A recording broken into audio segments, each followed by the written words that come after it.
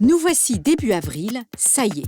L'Allemagne est comme tous les ans accablée par une très grave maladie dont Corinne Delvaux nous décrit maintenant les symptômes. Ah, que nos amis allemands sont à plaindre. Vous, les Français, vous ne savez pas que tous les ans, exactement à la même époque, nos amis sont terrassés outre-Rhin par une redoutable épidémie qui laisse le pays pantelant. J'ai parlé de la Frühjahrsmüdigkeit, la fatigue de printemps. Non, ne riez pas. Cette pathologie homologuée est une spécificité nationale qui commence à faire ses ravages dès la fin des rigueurs hivernales et ne cède du terrain qu'à partir du mois de juin. Par ailleurs, cette pathologie est une pathologie fédérale. Elle n'est pas du ressort des Länder. Je veux dire qu'un Allemand de Hambourg peut en être aussi bien victime qu'un Allemand de Bavière ou de Thuringe. D'ailleurs, c'est bien simple. Les statistiques sont formelles, 60 à 70% des Allemands souffrent de Frühjahrsmüdigkeit. Bon, penchons-nous sur les symptômes.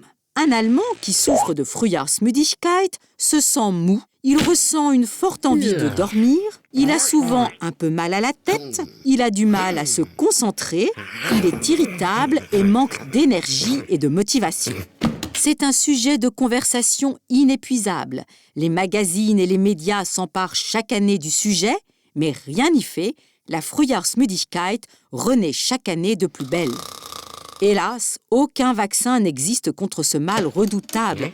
Pourtant, ça n'est pas par manque de moyens ou d'attention consacrés à ce fléau.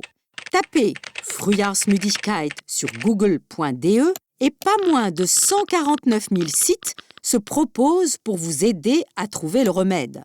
Allez, prenons au hasard celui de la Chambre des médecins du Land de la Hesse.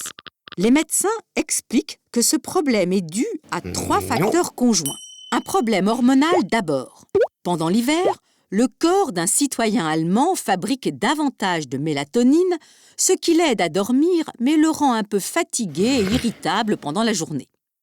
Un problème de métabolisme ensuite.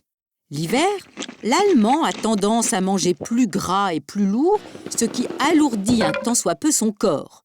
Au printemps, son alimentation change et son corps doit s'adapter.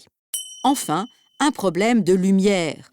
En se levant plus tôt, le soleil vole quelques heures de sommeil aux citoyens allemands.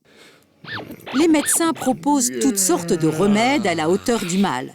Prendre des vitamines, des douches froides, se coucher plus tôt, faire du sport, s'autoriser une petite sucrerie. Mais si la Frühjahrsmüdigkeit est trop violente, alors la cure s'impose. Différentes cliniques sont heureusement spécialisées pour aider nos pauvres voisins. Mais alors, pourquoi donc ce fléau nous épargne-t-il, nous, les Français? Pourquoi cette épidémie effroyable s'arrête-t-elle à nos frontières? Peut-être tout simplement parce que nous n'avons pas de mots pour désigner en français la Frühjahrsmüdigkeit. Ce que l'on ne peut nommer n'existe pas.